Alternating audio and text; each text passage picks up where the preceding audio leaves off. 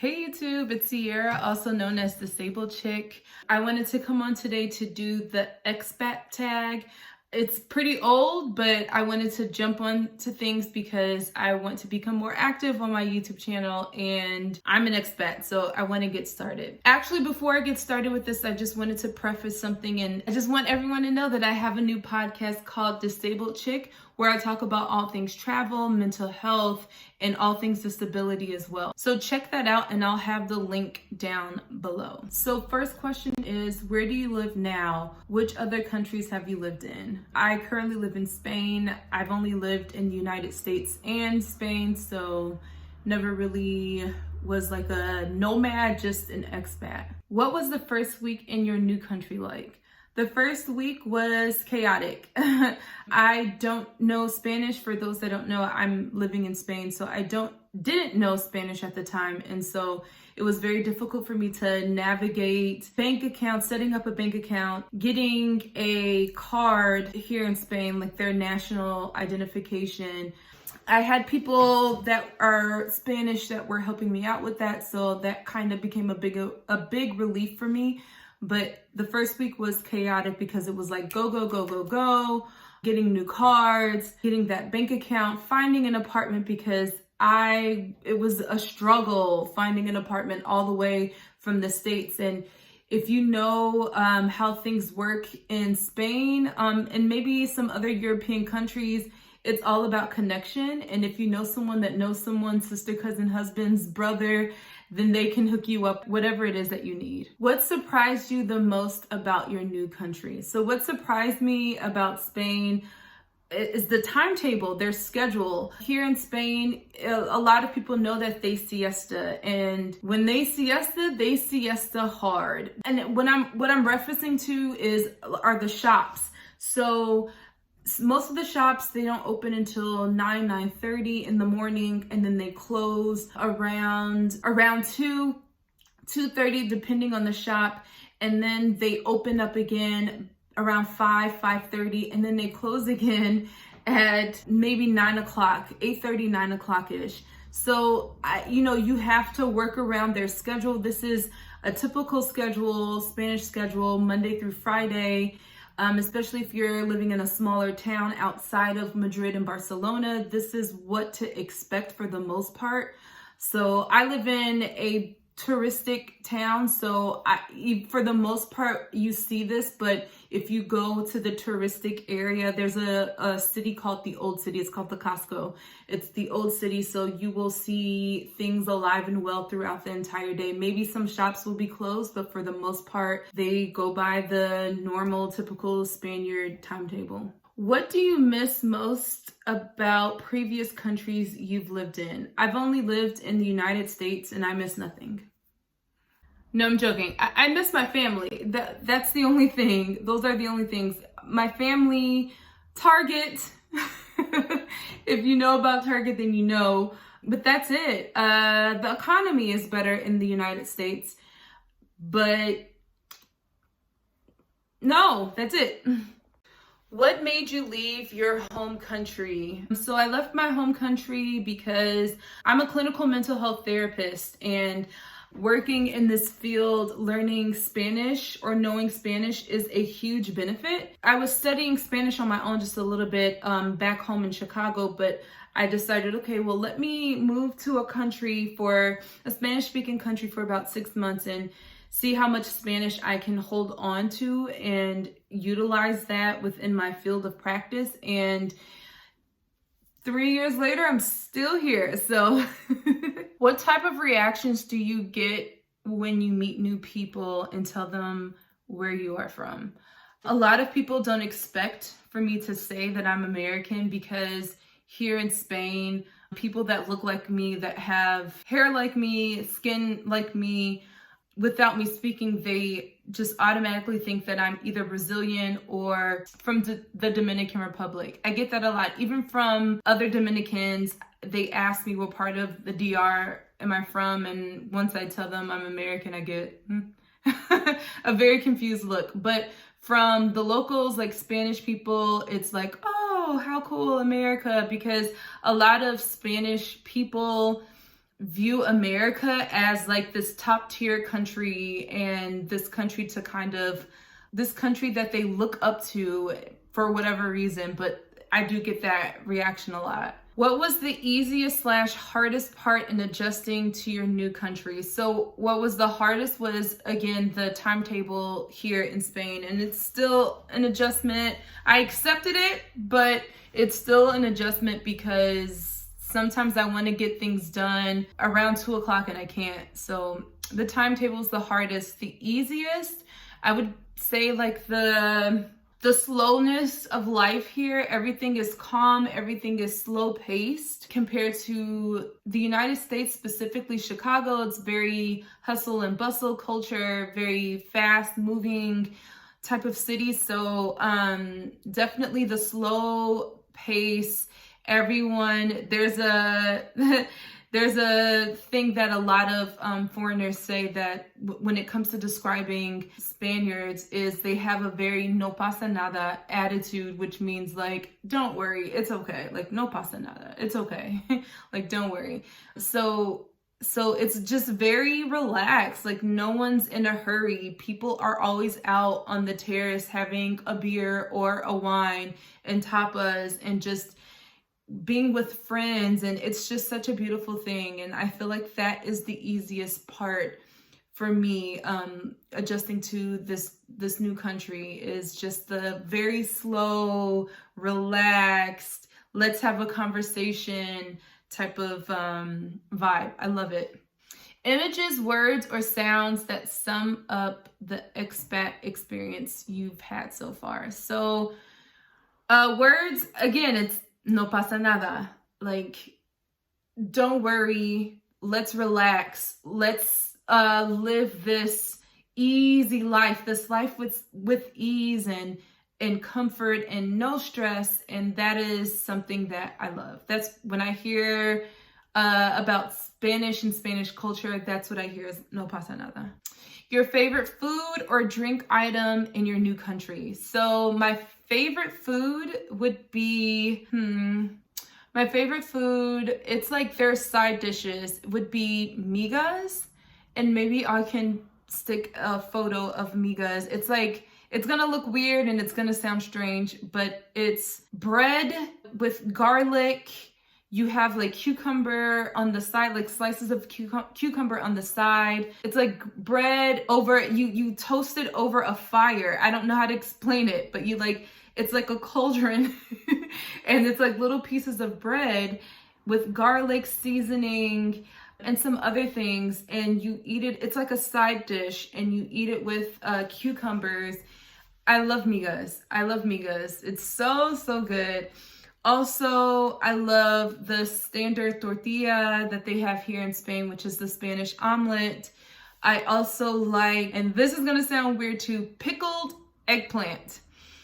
Yes, I know it sounds atrocious, but it is so delicious. It's better than pickles. I love pickles so much. I'm a Chicago girl. If you know Chicago, Chicago's known for many of things, but I grew up on those big pickles and love pickles, but this is hands down better than pickles. It depends on where you buy it. If you buy it from the local street market, when they sell like the fruits and vegetables. And that's another thing that I love about Spain, is that every week there's a local street market where you could buy clothes, fruits, authentic, organic, delicious fruits and vegetables. Love it. My favorite drink, I would say, if we're talking about alcoholic drinks, I love Tinto de Verano.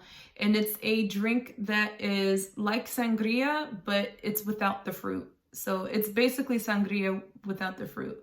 And I think it's delicious. What's the one thing you said yes to your new city that you wouldn't say yes to back home? I don't know how to answer that question. Oh, I know. So I was with a friend. I live in Toledo, and it's a very historical city. Love it. And where I live, things were pretty sparse as far as access to things. So I was with a friend and we went to a new bar that opened up, and there was a guy who was with his friends, just very loud, typical Spaniard, enjoying his night, his beer, his wine with his friends, celebrating his friend's birthday. I stick out like a sore thumb because of the way I look. And so the guy turned around and he was talking to me and my friend, and he's like, hey, where are you from? Just getting to know us. And then he said, hey, let me take you out to a couple of bars here. I've been living in Toledo for over 16 years. I have this business, whatever.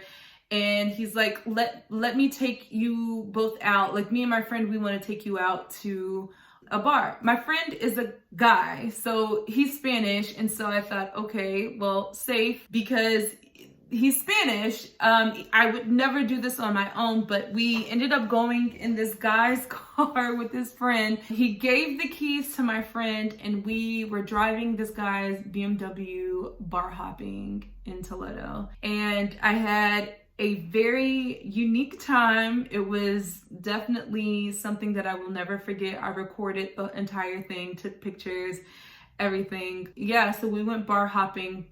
I essentially went bar hopping with a stranger, and that is something that I absolutely, hands down, would never do in the United States. No, I wouldn't even do it on my own if it wasn't for my friend. But things in Spain is very different than it is in the United States. Crime, depending on the city, of course, if you are talking about Madrid and Barcelona, of course the crime rates are higher, but for the most part, crime is very low here in Spain. So yes, I'm a Chicagoan, a Chicago girl at heart, and I know my guards are up 24/7 when it comes to new people and, weird things like this happening. But being that my friend is Spanish and it's a guy, I just thought, okay, well, whatever, we'll just go with the flow. So, and it actually turned out to be a very fun night.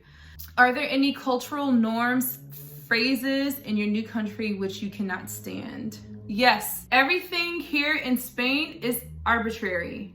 Everything, as far as the bureaucracy here with the government. And just to give an example, what I mean is that the foreigner's office, if I go to the foreigner's office for whatever reason, being that I'm renewing my visa or whatever, and starting this process, I can start the process and finish it in one way. And a friend who is in a very similar situation is going through the same process. And if the person that's working in the foreigner's office is just is in a bad mood, have a bad attitude, just not having a good day, they will deny your paper based off of that. If they're just not feeling it for the day, they will, go through the law books and say, you're missing this, you can't do this because of X, Y, and Z. You have to go back to your home country and start all over, then come back and reapply. Crazy things like that has happened, and I know people who this has happened to. So luckily I haven't really truly ran into any problems, but I've heard countless amount of stories of this happening to other people. So that is one thing that I'm not used to. Like, in the United States, a rule is a rule and it applies to everyone for the most part. But here in Spain, it's more of, if I'm working in the foreigner's office and I'm just not feeling it or feeling you, I will pull out law 20.39D and tell you that this is the reason why you can't reapply for this visa or whatever it is that you're looking for within that, whatever service you're looking for within that office. What do you enjoy most doing in your new country? Socializing. I like socializing. I like being out. I like meeting new people, especially new Spanish people, because I'm really trying to increase my Spanish group, because the vast majority of my friends are not Americans, but they're from English-speaking countries. And I established that. Now I want to establish my Spanish friend group. So I enjoy socializing. I enjoy just sitting at a table and talking and building conversations with people. I love it. That's one thing that I love about being here in Spain. And I also like to travel throughout the country as well, because in Spain, I guess before I came here, I was a bit ignorant about what to expect. Spanish and Catalan are not the only two official languages here. There are a few other languages that are spoken here in Spain. And with that, different regions, just like in any other country, different regions have their different subcultures. And so with the subcultures, there's different foods and, different accents. And so it's just really nice to travel throughout the country and hear new sounds and see different cultures and just meet new people. Do you think you will ever move home for good? No. I do appreciate certain things with the United States, but if it's within my power, I will not move back home at all. We never know what the future may hold, but as of right now, this is my home. I am actually about to visit the United States this summer, and I am anticipating the day that I come back. I'm going to be in it. I'm going to enjoy my time there, but this is my home. Spain is my home. I've been here going on almost 4 years. At the end of this year, it'll be 4 years, but this is what I call home. And even though my family's back in the States, I do miss them a lot. So I'm missing a lot of birthdays and celebrations and Mother's Day and all of these things.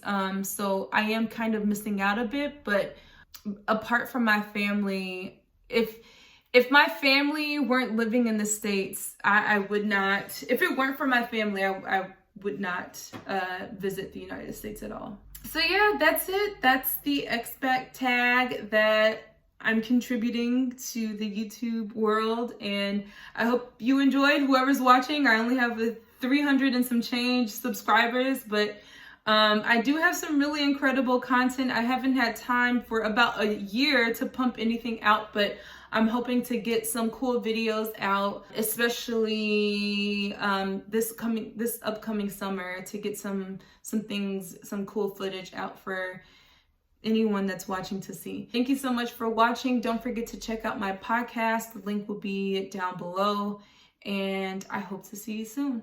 Peace. Ciao.